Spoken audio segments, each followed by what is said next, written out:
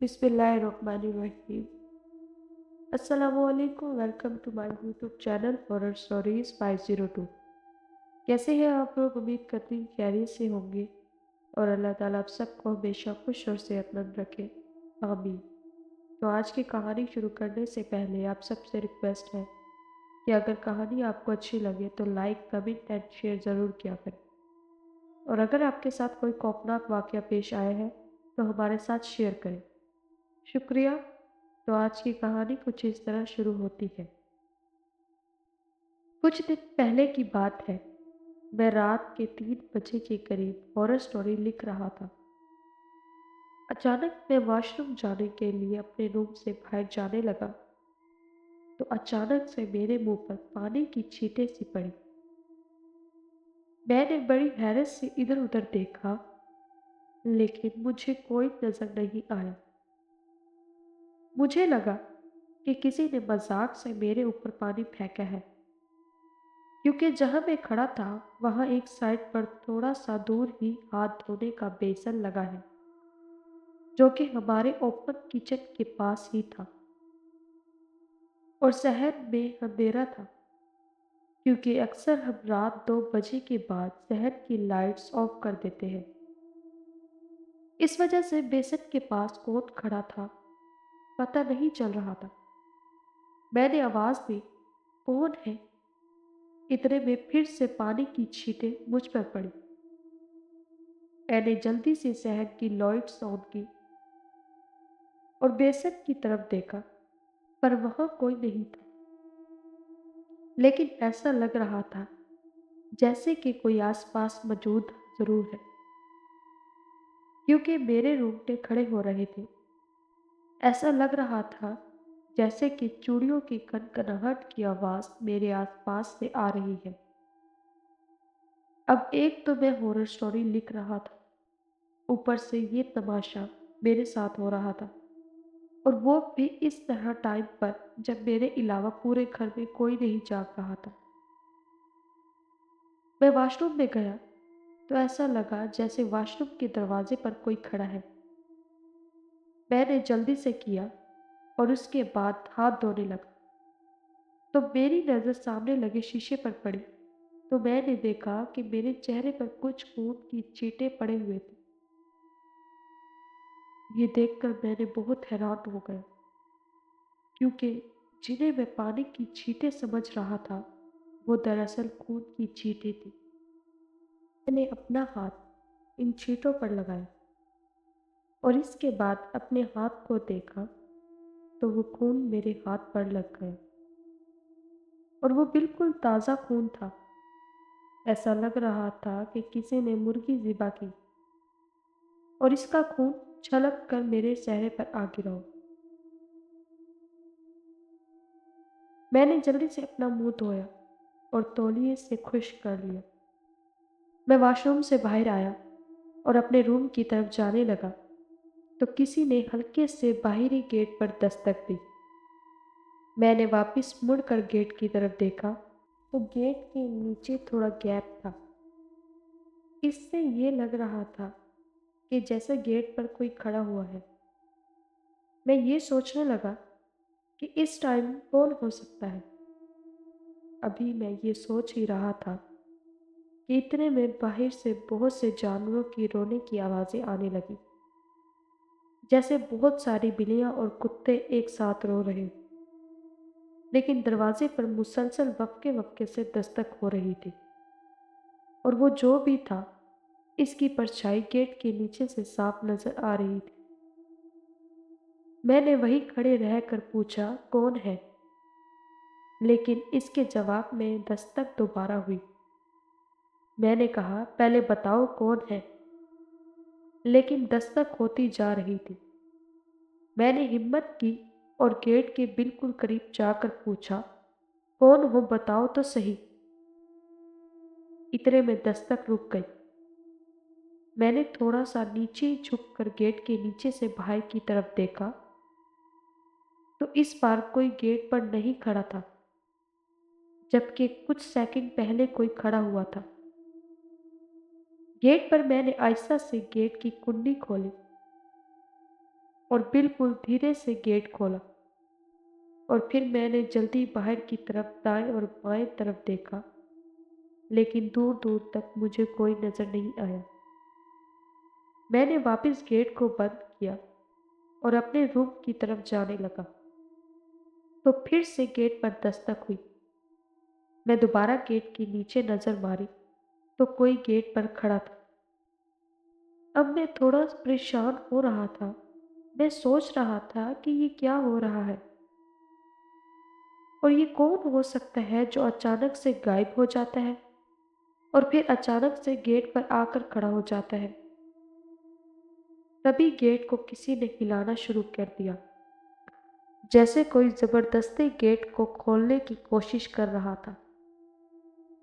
पहले मैंने सोचा, क्यों ना मैं भाई को जगा दूं, पता नहीं कौन है और आधी रात को ऐसे क्यों कर रहा है।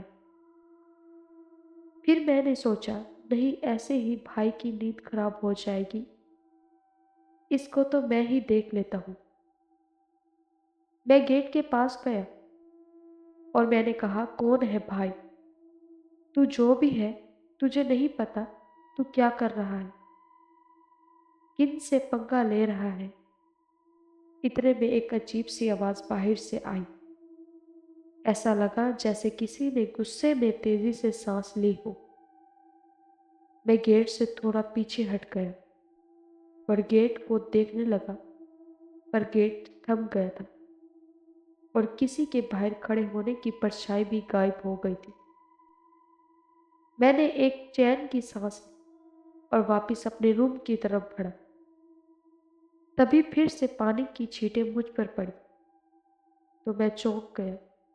मैं जल्दी से बाहर लगे बेसिन के पास गया और मुंह धोने लगा कि अचानक से मुझे किसी के सीढ़ियों से नीचे आने की आवाज सुनाई दी।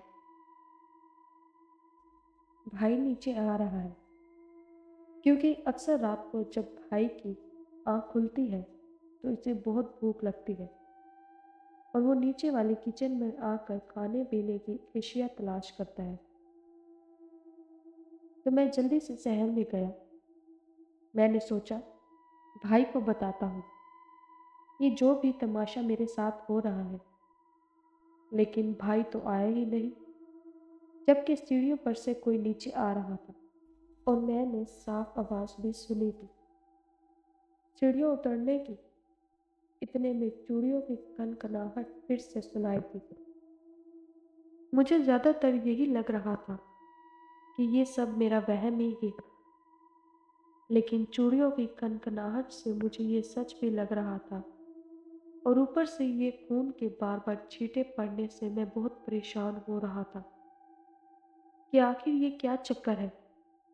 इतने में मुझे ऐसा लगा कि जैसे किसी ने मेरे बहुत नजदीक आकर सांस ली। मुझे बिल्कुल साफ आवाज आई थी और वो जो भी था मेरे बहुत ही ज्यादा करीब आ गया था, क्योंकि कभी सांस की आवाज मेरे दाएं तरफ से आती और जब मैं दाएं तरफ देखता तो बाएं तरफ से आने लगती। कुछ समझ में नहीं आ रहा था कि ये क्या हो रहा है। मैंने इन सब बातों पर ज्यादा गौर नहीं किया, क्योंकि वो जो भी चीज थी वो बस मुझे अपनी मौजूदगी का एहसास दिला रही थी और ये बात मुझे समझ नहीं आ रही थी। मैंने बस गुस्से में ये कह दिया, देखो, तुम जो भी बकवास हो, तुम मुझे डरा नहीं सकती, क्योंकि मैं तुम्हारा बाप हूं। ये कहकर मैं अपने रूम में आ गया। अब मुझे नहीं पता था कि वो इसके बाद मुझे बहुत ज्यादा तंग करेगी। मैं वापिस हॉरर स्टोरी लिखने में मसरूफ हो गया। इतने में मेरे रूम का दरवाजा हिलना शुरू हो गया। मैंने दरवाजे की तरफ देखा तो ऐसा लग रहा था जैसे कि कोई आराम से दरवाजा खोल रहा है और बंद कर रहा है। मैं जल्दी से उठकर दरवाजे के पास गया। एकदम से मैंने दरवाजा खोल दिया, लेकिन बाहर मुझे कुछ नजर नहीं आया। मैंने दोबारा शहर में जाकर अच्छी तरह सब जगह चेक किया, कि कहीं कोई छुपा तो नहीं है जो मुझे तंग कर रहा है, लेकिन कोई नजर नहीं आया। इतने में मुझे बाहरी गेट के पास से किसी के रोने की आवाज सुनाई दी और गेट के नीचे से किसी के बाहर होने की परछाई भी दिखाई दे रही थी। ऐसा लग रहा था जैसे कोई हमारे गेट पर कोई बैठा रो रहा है। इसकी आवाज बहुत भारी थी, इस वजह से पता नहीं लग रहा था कि रोने वाला कोई मर्द है या औरत, क्योंकि बहुत ही भयानक सी आवाज थी। मैंने सोचा कोई नशेड़ी है जो इस तरह आधी रात को नशा करके हमारे दरवाजे पर गिरा पड़ा है। ये सोचकर मैंने दरवाजा खोला और मैं हैरान रह गया क्योंकि दरवाजे पर कोई नहीं था, पर इसके रोने की आवाज बिल्कुल मेरे पास से आ रही थी। मैं थोड़ा घबरा गया। मैं सोच रहा था ये आज मेरे साथ हो क्या रहा है। कभी कुछ हो रहा है तो कभी कुछ। मैंने दरवाजा बंद किया और वापिस अपने रूम की तरफ जाने लगा तो मुझे किसी ने मेरे नाम लेकर बुलाया। मैंने मुड़कर देखा तो मुझे दरवाजे पर कोई खड़ा नजर आया। मैंने चौंक कर कहा, कौन? लेकिन वो कुछ नहीं बोला, बस वो बाहरी गेट के पास अंधेरे में ही खड़ा था। मैं भी अपनी जगह पर ही खड़ा रहा और मैंने फिर से कहा, कौन है तू और अंदर कैसे आ गया? बता जल्दी। लेकिन वो परछाई कुछ नहीं बोली। मैंने जेब से मोबाइल निकालकर मोबाइल की लाइट ऑन की और इस परछाई पर डाली, लेकिन जैसे ही लाइट इस पर पड़ी तो वो नजर ही नहीं आ रहा था रोशनी में। और जैसे ही मैं लाइट इस पर से हटाता तो वो इसी जगह खड़ा हुआ नजर आता था। मैंने बार बार अपनी आंखों को मल कर इसकी तरफ देखा कि शायद मैं ये कोई ख्वाब देख रहा हूँ, लेकिन वो इसी जगह खड़ा दिखाई दे रहा था। इसकी शक्ल सही से दिखाई नहीं दे रही थी, बस अंधेरा सा छाया हुआ था इसके वजूद पर। मैं जल्दी से बेसन की तरफ गया और मैंने अपनी आंखों पर पानी के छींटे मारे, क्योंकि मैं ये समझ रहा था कि मुझे नींद बहुत ज्यादा आई हुई थी। इस वजह से ये सब कुछ मेरे साथ हो रहा है। लेकिन अभी मैं अपनी आंखें तौलिए से खुश्क ही कर रहा था कि वो बिल्कुल मेरे करीब आकर खड़ा हो गए। अब मैं पूरी तरह हिल गया था, क्योंकि इसके और मेरे दरमियान सिर्फ 4 कदम का फासला था। मैंने धीरे से अपनी गर्दन अम्मी के कमरे की और फिर आसिम भाई के कमरे की तरफ देखा। मैं सोच रहा था कि किसको आवाज दूं, क्योंकि भाई तो ऊपर वाली मंजिल पर रहते थे, इसलिए इनको नीचे से आवाज सही तरह से नहीं जानी थी। इसलिए मैं अम्मी या आसिम भाई को आवाज देने ही वाला था, पर मैं रुक गया, क्योंकि जब मैंने इस चीज की तरफ गौर से देखा तो मुझे इसके आर पार नजर आ रहा था, और वो बिल्कुल मेरे रूम के दरवाजे से कुछ कदम के फासले पर खड़ा हुआ था। और इसके वजूद से अंदर से मेरे रूम का दरवाजा नजर आ रहा था, लेकिन वो सिर्फ परछाई जैसा ही था। बस ये समझ लो कि वो बिल्कुल काले रंग की कोई चीज थी। मैंने थोड़ी हिम्मत करके इसकी तरह नजर जमाए रखी और बहुत ही धीरे से पास में ही पड़ा एक वाइपर उठाया और एकदम से मैंने वाइपर पूरी ताकत से इसके मुंह पर मारना चाहा, लेकिन वाइपर तो जैसे इसके बीच से ही गुजर गया और मेरे हाथ से छूटकर किचन के पास पड़े बर्तनों वाले स्टैंड में जा लगा, जिससे शीशे के कुछ बर्तन टूट गए। और इनकी आवाज सुनकर शायद आसिम भाई जाग गए थे। पर वो चीज़ अपनी जगह पर ही खड़ी रही। मैंने जल्दी से आयतल कुर्सी पढ़नी शुरू कर दी। इतने में आसिम भाई की आवाज़ आई, अरे राइटर साहब, ये क्या आधी रात को तोड़ फोड़ लगाई हुई है? और ये वाइपर यहाँ बर्तनों में क्या कर रहा है?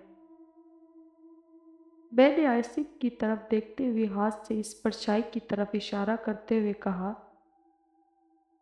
भाई मैं इसको मारने लगा था तो वाइपर हाथ से छूट गया और बर्तनों में लग गया। आसिम भाई ने हंसते हुए कहा, ओ किस को मार रहा है आधी रात को? जब मैंने वापस इस परछाई की तरफ देखा तो वो वहां से गायब हो चुकी थी। आसिम भाई हंसते हुए मेरे पास आए और बोले, ओ राइटर साहब, सो जाओ, रात के 3:30 बज रहे हैं। सुबह फिर नमाज के वक्त तुम्हारी आंख नहीं खुलती। मैंने कहा, भाई लेकिन यहाँ कोई परछाई खड़ी थी। आसिम भाई ने मुस्कुराते हुए कहा, जनाब राइटर साहब, मुझे तो कुछ दिखाई नहीं दिया। अब क्या पता आप देर तक जाग कर किस हवा से लड़ रहे थे। बल्कि मुझे तो ऐसा लग रहा है कि फोन पर किसी गर्लफ्रेंड से लड़ने के बाद आप गुस्सा बर्तनों पर उतार रहे थे। मैंने कहा, अरे नहीं भाई, ऐसा नहीं है। आपको तो पता है अब मैं ऐसे काम नहीं करता, क्योंकि अब तो मैं बीवी बच्चे वाला हो गया हूँ ना।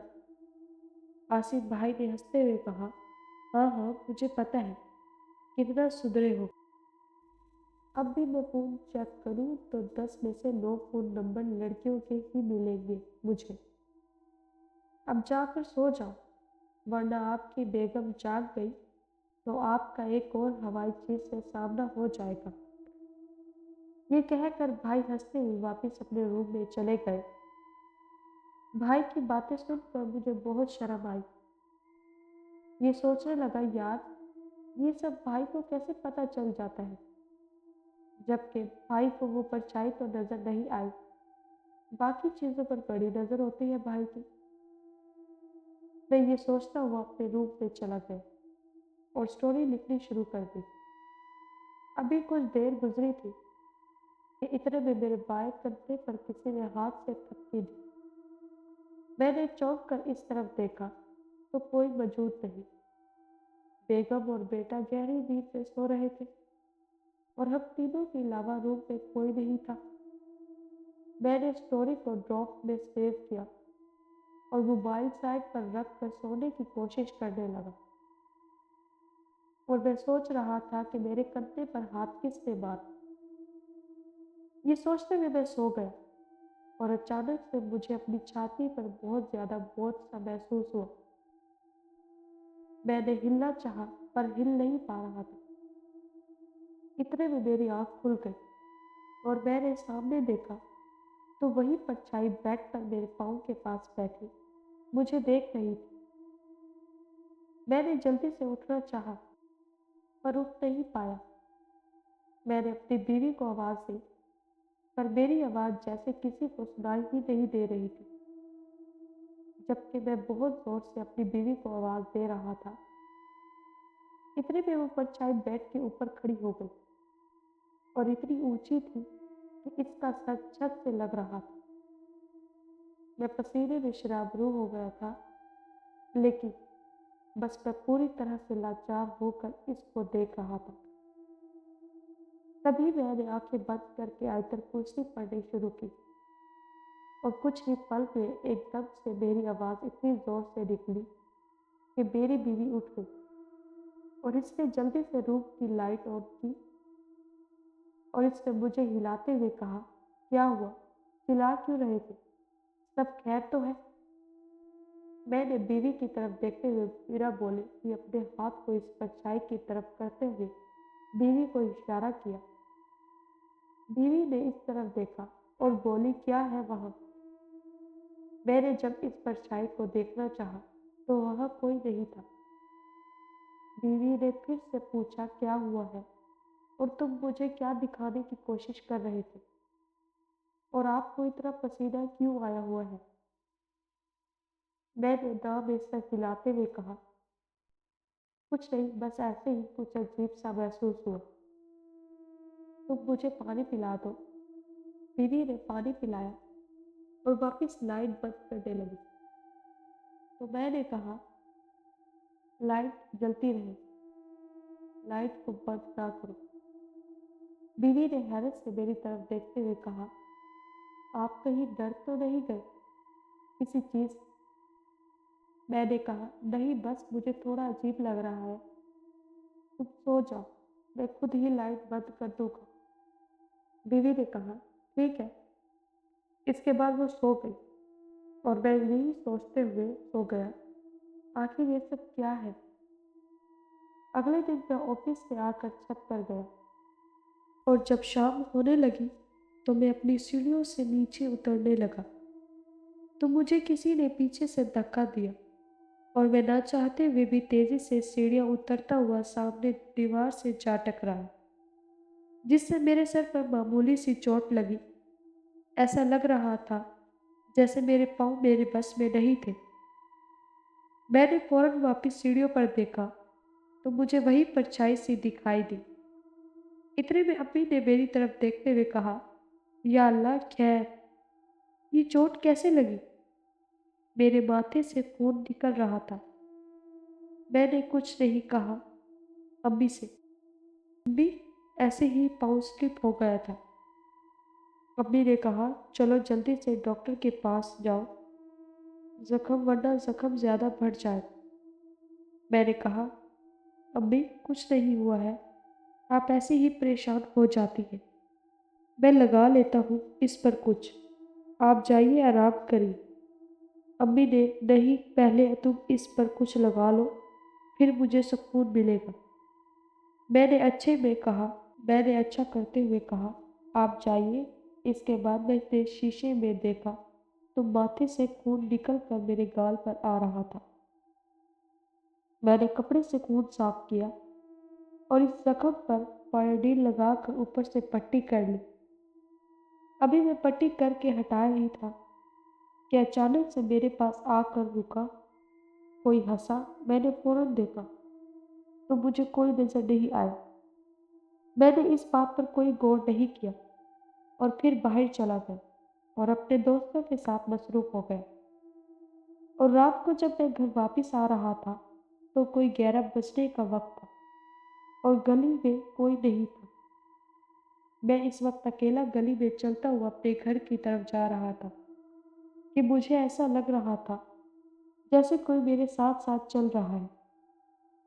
میں نے رک کر ادھر ادھر دیکھا لیکن کوئی نہیں تھا، پر ایسا لگ رہا تھا کہ اس کے قدموں کی آواز میرے ساتھ ساتھ چل رہی ہے۔ میں کچھ دیر کے لیے رکا رہا اور اپنے ارد گرد دیکھنے لگا۔ اتنے میں ایک محلے دار کہیں سے آیا اور میری طرف دیکھتے ہوئے بولا، کیا بات ہے، پریشان لگ رہے ہو؟ سب ٹھیک تو ہے نا میرے بھائی؟ میں نے کہا، ہاں ہاں، میں ٹھیک ہوں، بس جیسے ہی میں چلتا ہوں تو ایسا لگتا ہے جیسے میرے ساتھ ساتھ کوئی چل رہا ہے۔ میری یہ بات سن کر وہ آدمی بھی تھوڑا سا ڈر سا گیا تھا اور ادھر ادھر دیکھ کر کہتا، یار، ایسا میرے ساتھ بھی کبھی کبھی ہوتا ہے۔ میں نے اس کی طرف غصے سے دیکھا اور کہا، یار، تم میری بات کا مذاق بنا رہے ہو؟ اس آدمی نے کہا، نہیں بھائی، میں سچ کہہ رہا ہوں، میں اکثر جب رات اکیلا گزر رہا ہوتا ہوں تو مجھے ایسا ہی لگتا ہے جیسے میرے آس پاس کوئی ہے، لیکن ہوتا کوئی نہیں ہے۔ میں نے اس آدمی سے کہا، تو پھر تم ایسے میں کیا کرتے ہو؟ اس آدمی نے کہا، میں پھر آیت الکرسی پڑھتا ہوا تیزی سے گھر چلا جاتا ہوں۔ میں نے اس آدمی سے کہا، اچھا، تو پھر کیا کبھی تمہیں کوئی چیز نظر آئی ہے جو کہ تم نے اپنی آنکھوں سے دیکھی ہو؟ اس آدمی نے کہا، نہیں، پر ہاں، ایک بار میں رات کے 3 بجے کے وقت آ رہا تھا تو میرے ساتھ ساتھ چلتے ہوئے کوئی ہنس رہا تھا۔ میں نے بہت بار دیکھنے کی کوشش کی پر کوئی نظر نہیں آیا تو میں نے غصے میں 3 4 گالیاں دے دی اسے۔